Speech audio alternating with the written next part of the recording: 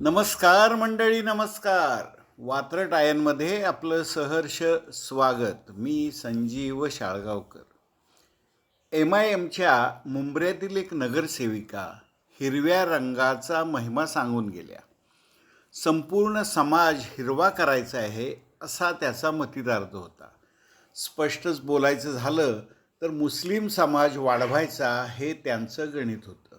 त्याचा निषेध झाला, पण त्यांच्याच पक्षाचे नेते इम्तियाज जलील मात्र सगळ्याची सारवासारव करण्यासाठी गेले आणि आगीत तेल ओतून आले. यानंतर हिंदुत्ववाद्यांची माथी भडकली. नितेश राणे, नवनीत राणा, किरीट सोमय्या यांनी थेट भगवे हल्ले केले. आपल्या देशात रंगांच्या या राजकारणाला आता अंत नाही.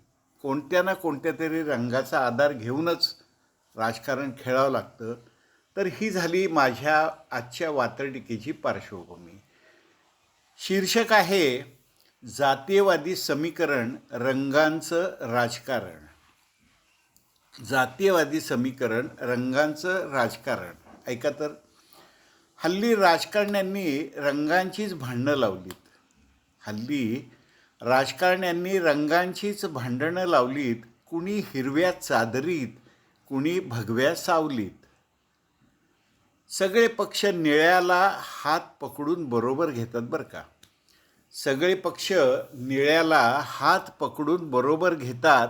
बिचारा लाल मोर्चे काढणारे कडेकडेनं जातात. ओवैसीच्या नगरसेविकेनं राजकारण हिरवं केलं.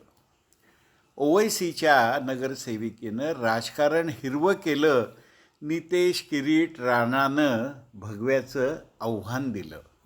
हिरवे काँग्रेस मार्गे थेट उबाठा समाजवादी झालेत.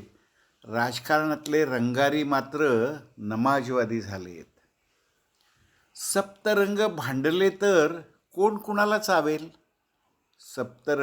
भांडले तर कोण कुणाला चावेल. भगवा रुसून बसला तर हिरव्याचंच फावेल. लाल निळ्या पिवळ्याचं स्वार्थी रंगरूप नवं. ऐका, लाल निळ्या पिवळ्याचं स्वार्थी रंगरूप नवं अति झालंय. हिरव्याला गप्प बसवायला हवं. तर मंडळी, ही होती आजची माझी छोटीशी वात्रटिका. नेहमीप्रमाणे लाईक करा, मित्रांना इतर ग्रुप्समध्ये शेअर करा आणि सगळ्यांना सबस्क्राईब करायला सांगा. आपण देत असलेल्या प्रतिसादाबद्दल मनापासून धन्यवाद.